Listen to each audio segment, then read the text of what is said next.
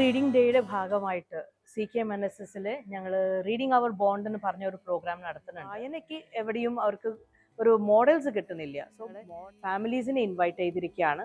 ഫാമിലീസിന് കുട്ടികളുടെ കൂടെ തന്നെ ഇരുന്ന് പേരൻസും ബുക്ക് വായിക്കും. പേരൻസ്, ഗ്രാൻഡ് പേരൻസ്, അങ്കിൾസ്, ചേച്ചിമാർ എല്ലാവരും വന്നിട്ടുണ്ട് വീട്ടിൽ നിന്ന്.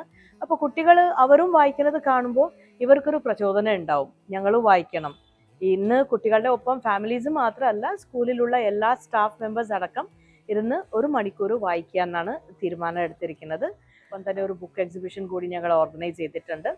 സോ വായന എന്ന് പറയുന്നത് അതൊരു ഹാബിറ്റായി മാറണം, അതൊരു ഹോബിയായി മാറണം, അതൊരു പാഷനായി മാറണം. അതിൻ്റെ ഒരു ജേർണിയിലാണ് CKMNSS. Thank you.